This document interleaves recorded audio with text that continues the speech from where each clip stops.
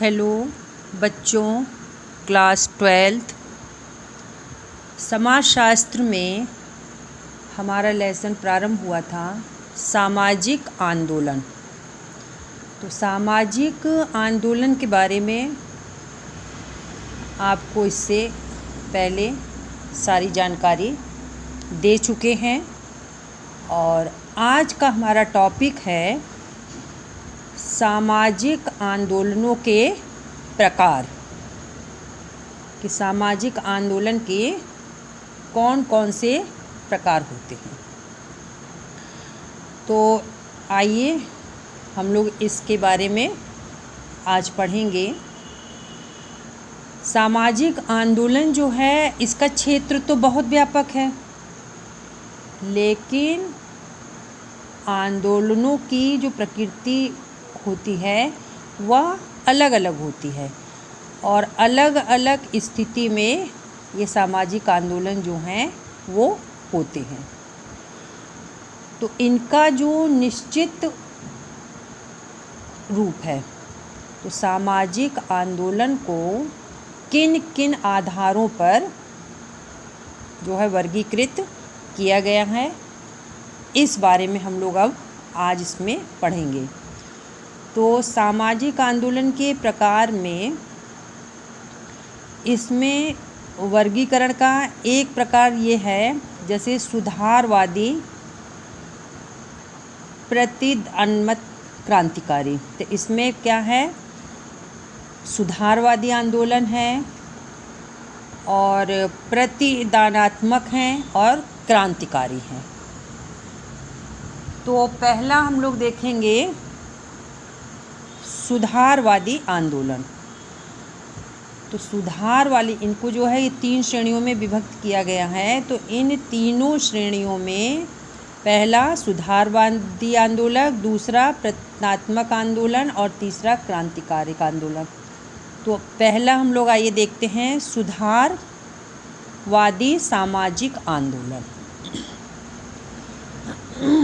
तो सुधारवादी सामाजिक आंदोलन जो है यह एक प्रकार ऐसा आंदोलन है कि इस आंदोलन में देखा जाए तो वर्तमान में जो सामाजिक तथा राजनीतिक संरचना है वह धीरे धीरे क्या हो रही है, प्रगतिशील हो रही है।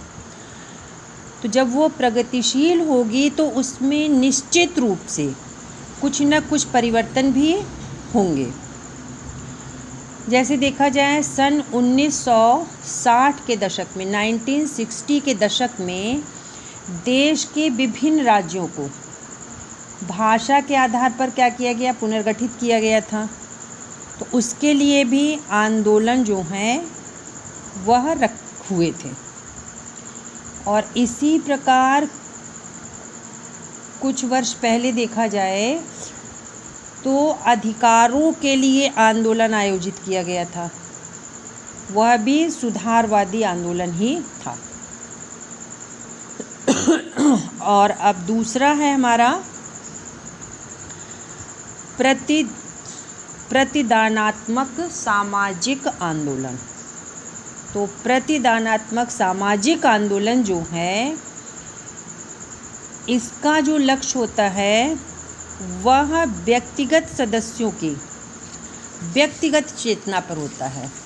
इसका लक्ष्य व्यक्तिगत सदस्यों की व्यक्तिगत चेतना के ऊपर होता है। तो जब उनकी गतिविधियों को बदलने का प्रयास किया जाता है,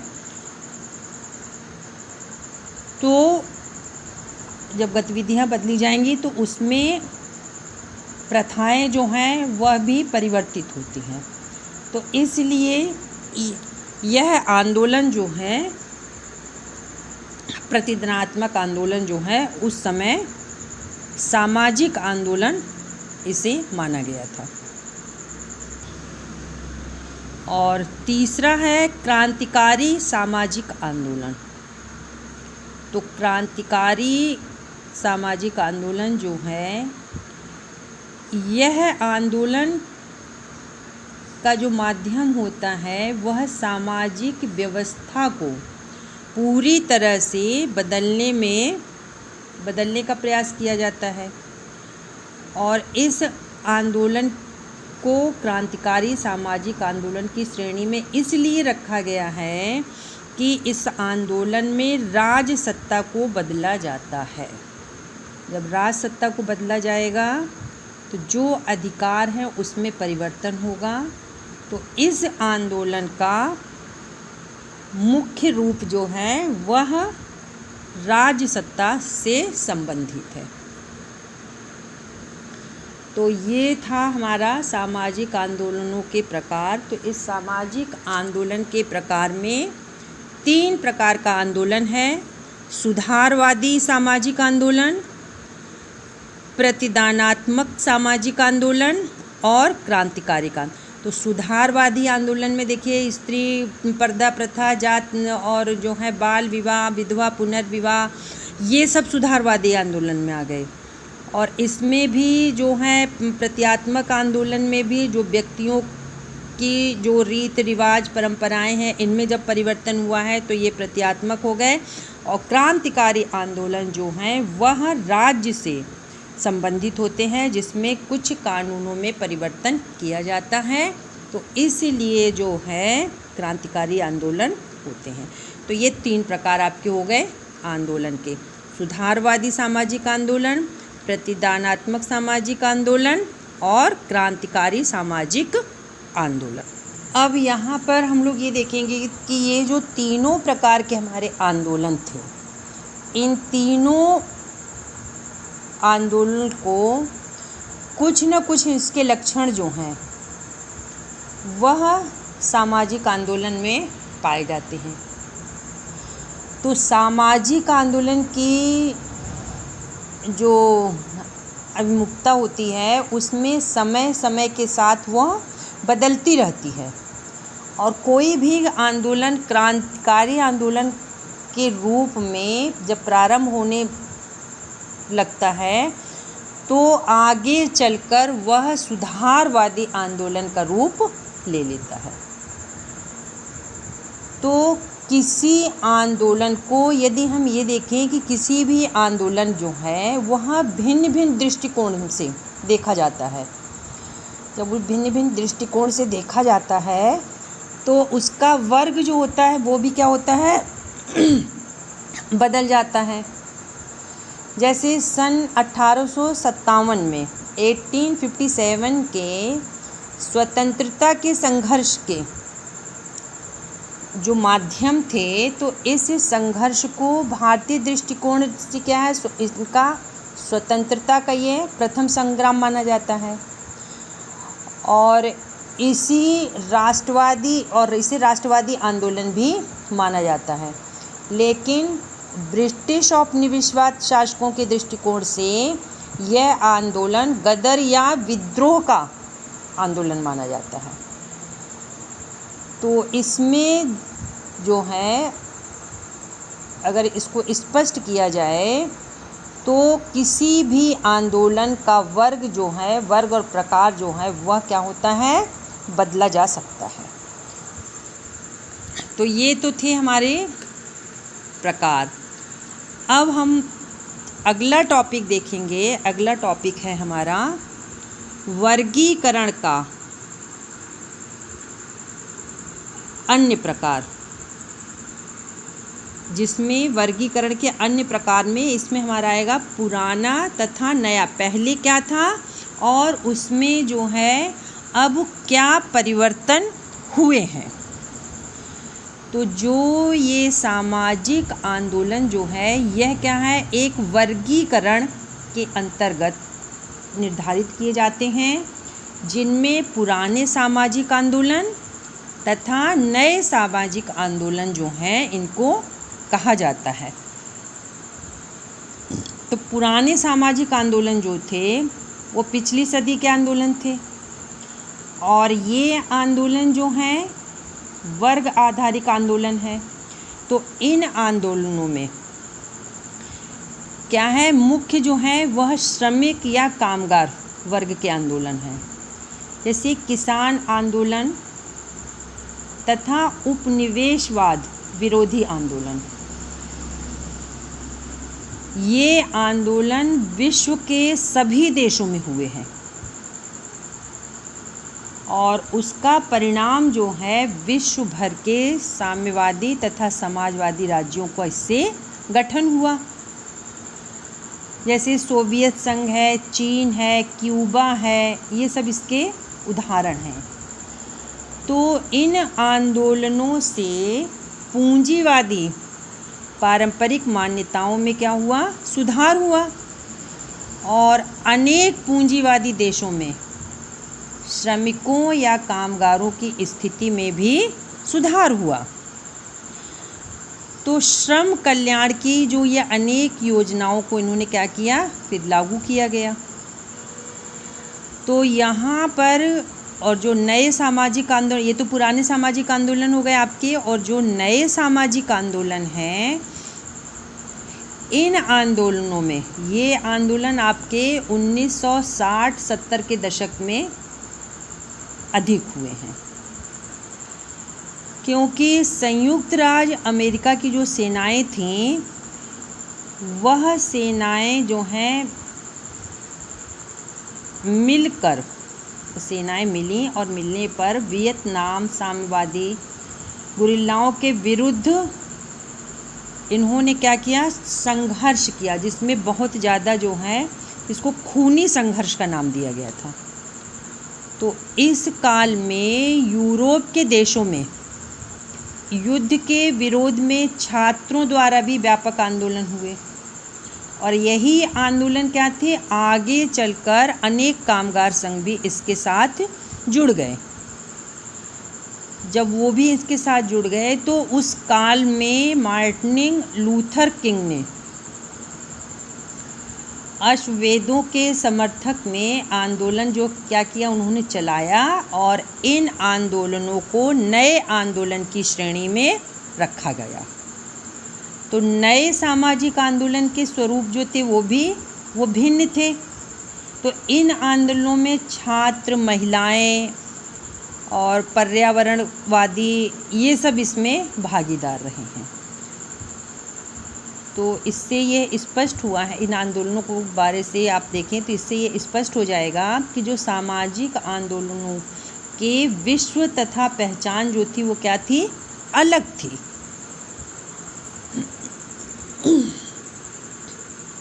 अब जो है देखेंगे हम लोग कि नए सामाजिक आंदोलनों की पुराने सामाजिक आंदोलनों से भिन्नता, कि नए सामाजिक आंदोलन जो हैं पुराने सामाजिक आंदोलन दोनों में क्या भिन्नता पाई जाती थी। तो इसमें जो पुराने सामाजिक आंदोलन थे उनका मुख्य रूप क्या था? वर्ग विशेष था। जैसे पुराने सामाजिक आंदोलन जो हैं वो राजनीतिक दलों से मिलकर चलाए जाते थे और इससे भिन्न जो नए आंदोलन थे वह जीवन की गुणवत्ता पर केंद्रित थे। जैसे अब उदाहरण के लिए हम लोग देख लें कि पर्यावरण की स्वच्छता एवं संरक्षण के लिए आंदोलन, और जो पुराने राजनीतिक आंदोलन का प्रभुत्व था उसमें नए सामाजिक आंदोलन के भी मुख्य रूप से जो सरकारी संगठन के लिए वो सक्रिय थे, से नागरिक समाज की संकल्पना को प्राथमिकता दी जाती थी। और जो गैर सरकारी संगठनों द्वारा था वहाँ महिलाएं, पर्यावरण तथा जनजातीय समाज के हितों की रक्षा के लिए आंदोलन होते थे। भूमंडलीकरण के तौर पर नए सामाजिक आंदोलन का विस्तार होता था, अंतर्राष्ट्रीय क्षेत्र तक भी हुआ करता था और विश्व स्तरीय संगठनों के माध्यम से भूमंडल कल्याण, सुधार, सुरक्षा के लिए होता था। और अब क्या है कि भूमंडलीकरण से संबंधित समस्याएं तथा संकट के मुद्दे जो होते हैं उनको उठाया जाता है, लेकिन नए सामाजिक आंदोलनों में पर्यावरण तथा स्वास्थ्य संबंधी खतरे जो हैं उन्हें परमाणु युद्ध के भय तथा प्रकृति के संरक्षण संबंधी मुद्दों को लेकर ये आंदोलन होते हैं।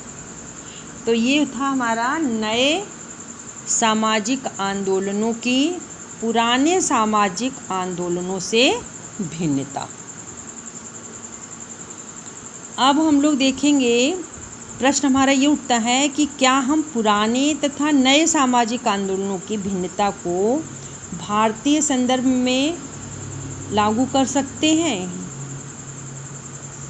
तो इसमें ये कहा जाएगा कि जो पुराने सामाजिक आंदोलन हैं वह वर्ग संबंधी मुद्दे जैसे मजदूर संघ, कृषक आंदोलन, इन पर आधारित थे, और ये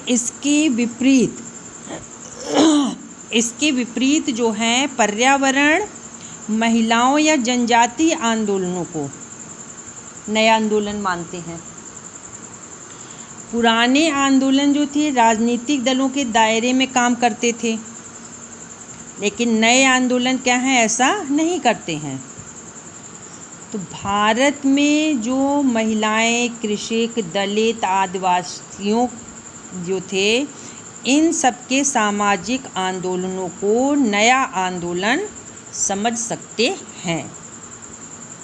तो ये हमारा जो प्रश्न था कि क्या हम पुराने तथा नए सामाजिक आंदोलनों की भिन्नता को भारतीय पर लागू कर सकते हैं। इसमें यह है कि इसको लागू किया जा सकता है, क्योंकि जो पुराने आंदोलन थे उन्हीं से मिलते जुलते जो हैं नए आंदोलन भी प्रारंभ। नए आंदोलन जो प्रारंभ हुए हैं उनमें सामाजिक असमानता तथा संसाधनों में असमानता, इनके तत्व जो हैं वह सम्मिलित हैं। जैसे ये देखा जाता है, प्रायः हम लोग ये देखते हैं कि जो कृषक आंदोलन होते हैं उनमें उत्पादन हेतु कृषि संबंधी सहायता के लिए और उनके विरुद्ध, और दलित मजदूरों ने जो है उनके कार्यों के प्रति उच्च जाति भूस्वामी शोषण, महिलाओं के लिए आंदोलन, ये सारी चीज़ें हैं। तो यहाँ ये कहा जा सकता है कि इस भांति पृथक राज्य की मांग करने वाले क्षेत्रीय आंदोलन ऐसे विभिन्न समूहों को अपने साथ शामिल करते हैं और एक सजातीय वर्ग की पहचान नहीं रख पाते हैं। और अब हम अपना अगला टॉपिक देखेंगे हम लोग, परिस्थिति विक्रिय आंदोलन। परिस्थिति जो है ये क्या है? तो परिस्थिति का मतलब होता है सभ्यता के विकास को जब प्राथमिकता दी जाने लगती है तो प्राकृतिक संस्थाओं के संसाधनों की जो कुर्बानी की आवश्यकता पड़ती है, जैसे आपके पेड़ हैं,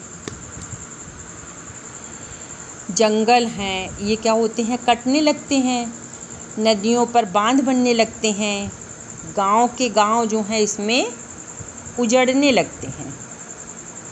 तो प्राकृतिक संसाधनों पर जो लोग निर्भर रहते हैं वहाँ करोड़ों ग्रामीण आदिवासी परिवारों की आजीविका जो है वह खतरे में पड़ जाती है, उनकी आजीविका के साधन जो हैं वो ख़त्म हो जाते हैं।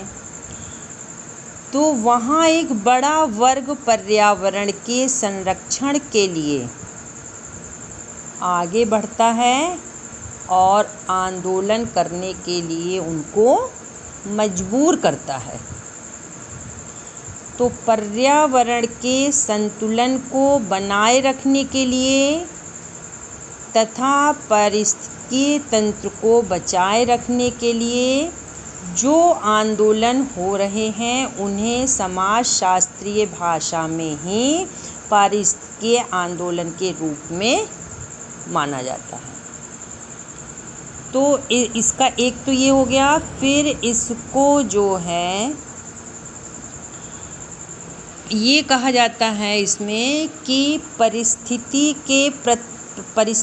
को क्या है, प्रत्येक समाज का आधार माना जाता है। जो परिस्थिति होती है वह समाज का आधार होती है और ये जो परिस्थिति है, इस शब्द का प्रयोग सर्वप्रथम जो है जर्मन वैज्ञानिक, इसको जो है ध्यान से सुनिए, जर्मन वैज्ञानिक अंसर्ट हैकल ने, जर्मन वैज्ञानिक अंसर्ट हैकल ने 1869 में इस जो है किया था इस शब्द को। और उन्होंने ये कहा था, उनका अभिप्राय, उनका मतलब ये था कि किसी समुदाय के निर्जीव पर्यावरण तथा उसमें पाए जाने वाले जीवधारियों के जो समग्र व्यवस्था का अध्ययन करने वाले विज्ञान से है, उसी को परिस्थिति कहा जाता है। उसका अर्थ जो है वह ये है कि ऐसे जाल से है, उस परिस्थिति का अर्थ जो है ऐसे जाल से है जहाँ भौतिक और जैविकीय व्यवस्थाएं तथा प्रक्रियाएं गठित होती हैं। जैविकीय और भौतिक व्यवस्थाएं तथा प्रक्रियाएं गठित होती हैं और मनुष्य भी क्या है, उसका एक अंग होता है। से पर्वत हैं, नदियां हैं, मैदान हैं, जंगल हैं, सागर हैं, जीव जंतु हैं, ये सब क्या है, परिस्थिति के अंग हैं। तो उन्होंने कहा कि संतुलित पर्यावरण की जो परिस्थिति तंत्र है जिसको कहा जाता है, इस शब्द का प्रयोग सर्वप्रथम A.G. तांसले नामक वैज्ञानिक ने सन 1935 में किया, 1935 में उन्होंने किया कि पर्यावरण के जैविक एवं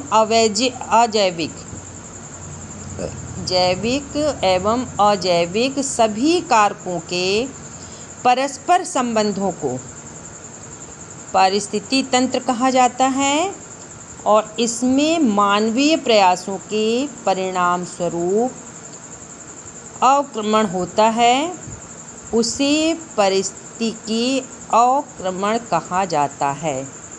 इसके लिए पर्यावरण का संतुलन क्या होता है, इससे बिगड़ जाता है और पर्यावरण जो है इससे प्रदूषण की स्थिति में उत्पन्न हो जाता है।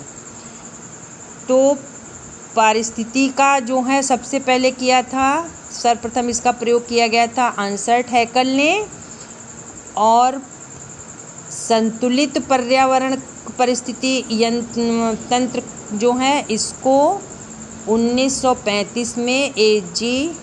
तांसले ने किया था। और अब ये प्रश्न उठता है कि पारिस्थितिकी जो है यह समाज में इसका संबंध क्या है। तो इसके लिए देखा जाएगा कि जो पारिस्थितिक समाज से इसका क्या है, गहरा संबंध है, क्योंकि मनुष्य सामाजिक प्राणी है। तो समाज में जो भी चीज़ें हैं उन सब का संबंध समाज से और मनुष्य से होता है। से किसी भी स्थान की जो परिस्थिति होती है वो वहाँ की भूगोल तथा जलमंडल के अंतर क्रियाओं पर प्रभाव डालती है। जैसे हम देख लें, उदाहरण के लिए हम लोग देखें कि जैसे मरुस्थलीय प्रदेश में रहने वाले जो जीव जंतु होते हैं वह न्यून वर्षा, पथरीली अथवा रेतीली मिट्टी तथा अत्यधिक तापमान के अनुरूप अपने आप को क्या करते हैं, ढाल लेते हैं। तो इसलिए क्या कहा जाता है कि परिस्थिति कारक जो है वह निर्धारित करते हैं कि किस स्थान विशेष पर लोग कैसे रहेंगे। और मरुस्थलीय प्रदेश जो हैं और पहाड़ी प्रदेश है, समुद्र तटीय क्षेत्र हैं, मैदानी प्रदेश हैं, बर्फीले प्रदेश हैं, तो यहाँ जो मानवीय जीवन जो होता है उसमें अंतर पाया जाता है। मानवीय जीवन में भी अंतर पाया जाता है। तो यह अंतर केवल रहन सहन खान पान में नहीं मिलता है, यह वहाँ की परंपराओं में भी इसकी भिन्नताएं दिखाई देती हैं। तो यह जैव भौतिकी परिस्थिति जो है यह सामाजिक पर्यावरण पर अपना प्रभाव डालती है। एक तरफ प्रकृति समाज को आकार देती है, प्रकृति जो है वह समाज को आकार देती है और दूसरी तरफ समाज भी प्रकृति को आकार देता है। तो इन दोनों का आपस में गहरा संबंध पाया जाता है। अब हम देखेंगे, हमारा टॉपिक आएगा कि पारिस्थितिकी अवक्रमण के कारण अथवा पर्यावरण के बिगड़ने के कारण, कि पर्यावरण जो है वह कैसे समाप्त हो रहा है। और इसमें जो है पर्यावरण के बिगड़ने में संपूर्ण विश्व में आर्थिक विकास की जो कीमत है वह चुकानी पड़ रही है। विस्थापन के अतिरिक्त पारिस्थितिकीकरण, अवक्रमण, इन सब के लिए कई समस्याएं जो हैं वो प्रमुख मानी गई हैं।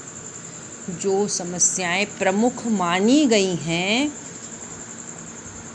उनमें देखा जाए तो बहुत कमियां भी हैं। जैसे पानी की सतह जो है वह नीचे होने लगी है, भूमि के कटाव के रूप में भी परिवर्तन हुआ है, प्राकृतिक साधनों का अवक्रमण विश्व स्तर पर एक समस्या बनी हुई है, और तीव्र औद्योगिकरण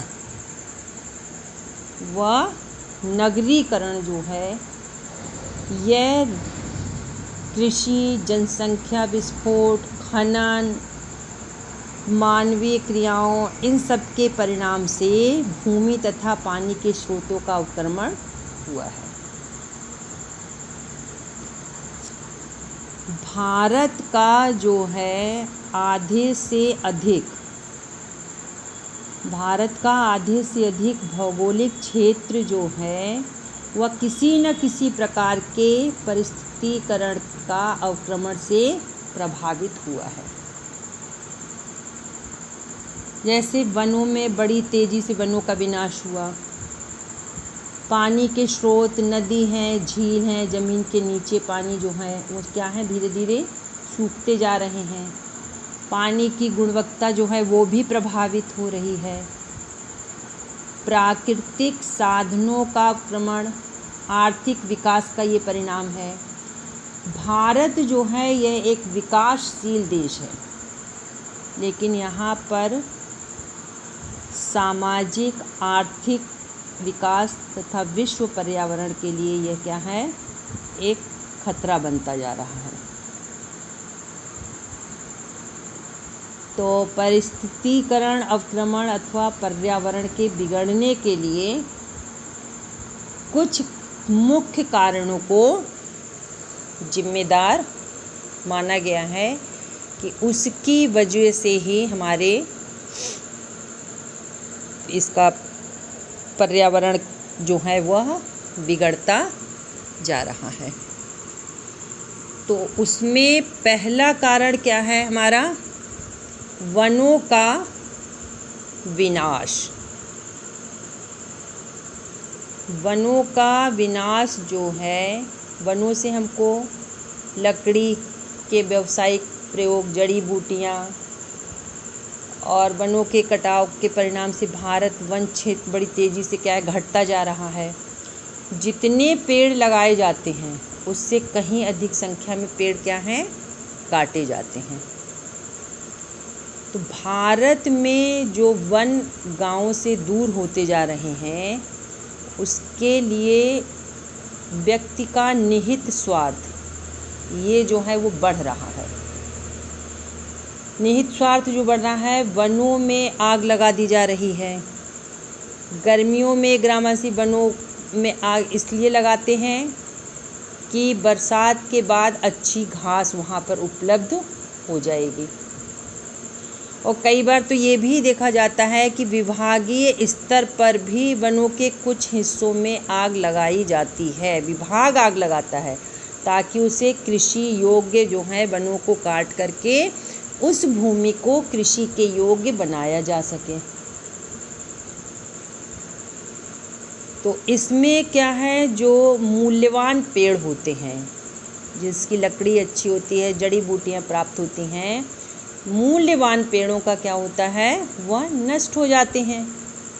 तो विकास के नाम पर क्या हुआ, जो विकास के नाम पर बनाए जाने वाले पेड़, बड़े बड़े बांध भी जो हैं रहते हैं, यह परिस्थितिकरण अवकरण जो है इनसे विकसित होता है।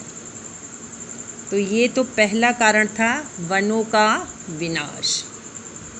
ये आप लोग भी देखते आ रहे हैं और हम लोग भी इसको देख रहे हैं। फिर दूसरा कारण था भूमि या मृदा कटाव।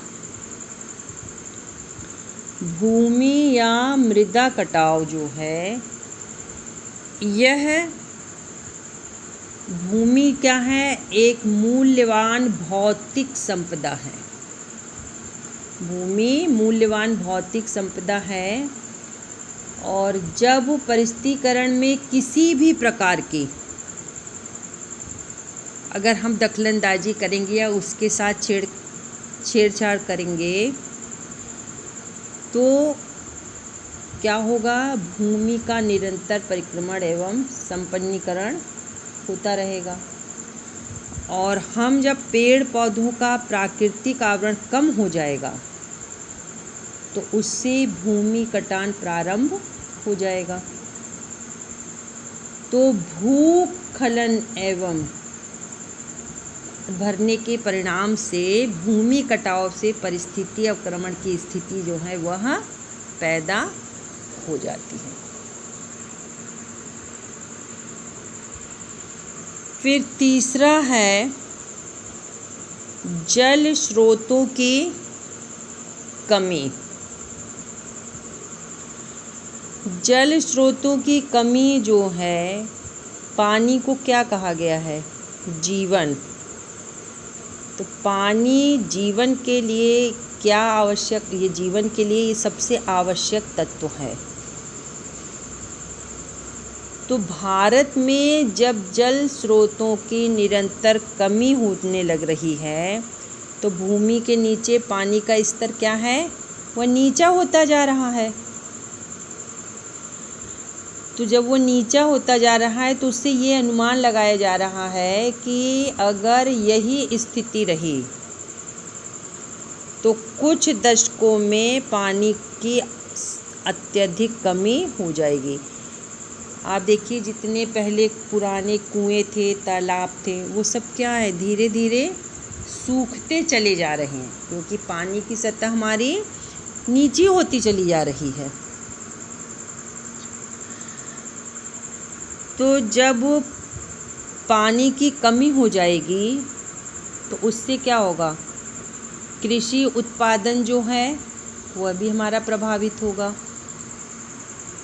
और कृषि उत्पादन जब प्रभावित होगा, जो वर्षा अगर नहीं होती है तो उसका परिणाम क्या होगा कि नदियों में भी पानी का स्तर जो है वह कम हो जाएगा। मरुस्थल का क्या है, विस्तार होता जाएगा। जब पानी का स्तर कम होगा, खेती नहीं हो पाएगी, तो फिर मरुस्थल जो है वह विकसित होगा। तो इस परिस्थिति को अवक्रमण का द्योतक माना जाएगा। फिर चौथा है खतरनाक उद्योग। अब आप ये कहेंगे खतरनाक उद्योग क्या होते हैं, तो खतरनाक उद्योग जो हैं उनके परिणाम से भी संकट उत्पन्न होता है। जैसे देखा जाए, उदाहरण के लिए दून घाटी में चूने के उद्योग हैं। तो चूने के उद्योग से क्या होता है, इससे बहुत नुकसान होता है। इसमें पानी का स्तर जो है काफ़ी नीचे हो जाता है। जब चूने के ऊपर आप पानी, जब चूना आप देखिए अगर डालिए कहीं तो वो पानी को क्या करता है, सोखता है, तो पानी का स्तर क्या होगा, नीचे हो जाएगा। पानी का स्तर जो है वह नीचे हो जाएगा, नीचे पहुंच जाएगा, तो पेड़ क्या है, वह धूल से भर जाएंगे। चूने की भट्टियों से हानिकारक गैसें निकलती हैं, तो उन गैसों के निकलने की वजह से भी जो है उपजाऊ भूमि जो है वह, उसका बहुत बड़ा भाग जो है वो धीरे धीरे नष्ट हो जाएगा। जब वो धीरे धीरे नष्ट होता चला जाएगा, तो अब आज हम लोगों ने इतना पढ़ा है, और जितना आज पढ़ा है उसको एक बार पुनः फिर रिपीट कर दे रहे हैं। तो आज हम लोगों ने पढ़ा था सामाजिक आंदोलनों के प्रकार। तो सामाजिक आंदोलन के 3 प्रकार हम लोगों ने आज पढ़े थे।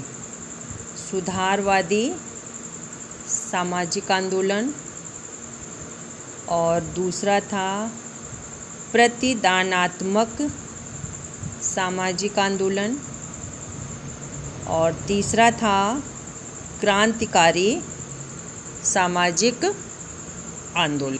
फिर उसके बाद था हमारा पुराना तथा नया वर्गीकरण। इसको हम लोगों ने पढ़ा था, पुराना तथा नया वर्गीकरण। तो इसमें हमारा था नए सामाजिक आंदोलनों की पुराने सामाजिक आंदोलनों से भिन्नता। फिर दूसरा टॉपिक था इसका, क्या हम पुराने तथा नए सामाजिक आंदोलनों की भिन्नता को भारतीय संदर्भ में लागू कर सकते हैं। तो इसमें ये था कि भारतीय उसमें लागू कर सकते हैं, तो ये भी सही था। फिर था हमारा पारिस्थितिकी आंदोलन।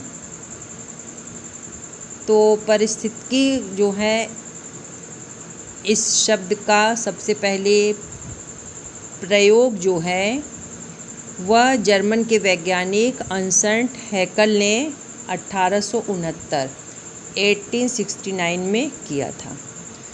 फिर उसके बाद परिस्थिति तंत्र, वो तो परिस्थिति था और ये है परिस्थिति तंत्र। इस शब्द का प्रयोग जो है सर्वप्रथम ए जी तांसले जो थे वैज्ञानिक, इन्होंने 1935 में इसको किया, 1935 में। फिर हम लोगों का टॉपिक इसमें चला परिस्थिति के अवक्रमण के कारण अथवा पर्यावरण के बिगड़ने के कारण।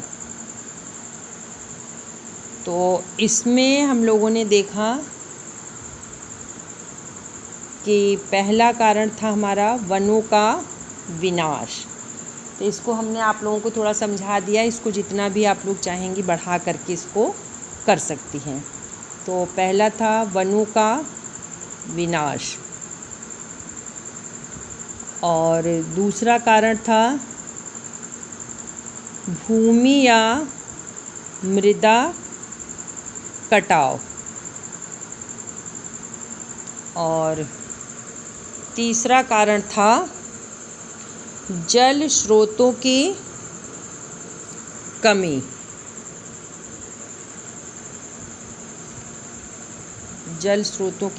और चौथा था खतरनाक उद्योग। तो इसमें जो है आपका पर्यावरण के बिगड़ने में जो मुख्य कारण थे, उन मुख्य कारणों को बताया गया है।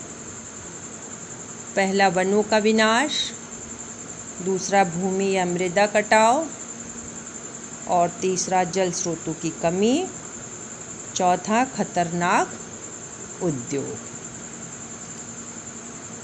तो ये हमारे जो हैं आज के टॉपिक थे, और इसमें कुछ बताएं आपको कि जैसे पर्यावरण प्रदूषण के कुछ उदाहरण आप लोगों को बताएं कि पर्यावरण प्रदूषण जो है वो, अब इसका अभिप्राय जैव मंडल में ऐसे तत्वों का समावेश है जो जीवन दायिनी शक्तियों को नष्ट करते हैं और आसपास के क्षेत्र में कोई रासायनिक खाद बनाने या लुगदी बनाने, कीटनाशक दवाओं को बनाने या चमड़ा जो है वह उससे संबंधित अगर उद्योग होते हैं तो उसमें भी, उसके द्वारा भी प्रदूषण जो है क्या होता है, वो फैलता है। तो इन उद्योगों से क्या है, केवल वायु प्रदूषण तो फैलते ही हैं, इससे निकलने वाला जो स्वाव जल प्रदूषण जो है वह भी इससे उसका मुख्य कारण होते हैं। यदि देखा जाए कि अगर किसी शहर में आप देखेंगे जाकर के यंत्र, वाहन, मशीनों, पटाखे, लाउड स्पीकर, ये सब क्या है, ये ध्वनि प्रदूषण। वायु प्रदूषण भी इसी प्रकार से होते हैं। तो वनों के विनाश एवं कृषि के व्यापारीकरण से भारत में क्या है, मृदा प्रदूषण जो है वह अत्यधिक मात्रा में बढ़ रहा है। और किसी भी कारखाने में चिमनी से जो काला धुआं निकलता है उसमें देखें तो उससे भी वायु प्रदूषण जो है वह बढ़ता है। वायु प्रदूषण उससे अत्यधिक बढ़ता है। तो ये हमारा था आज का टॉपिक। अब इसको यहीं पे फिर ख़त्म करते हैं और आप लोगों से फिर यही लास्ट में यही कहा जाएगा कि जितना भी पढ़ाया जा रहा है उसे अच्छी तरह से आप लोग पढ़ लीजिए, क्योंकि अभी कुछ कहा नहीं जा सकता है कि कोविड-19 कब तक चलेगा।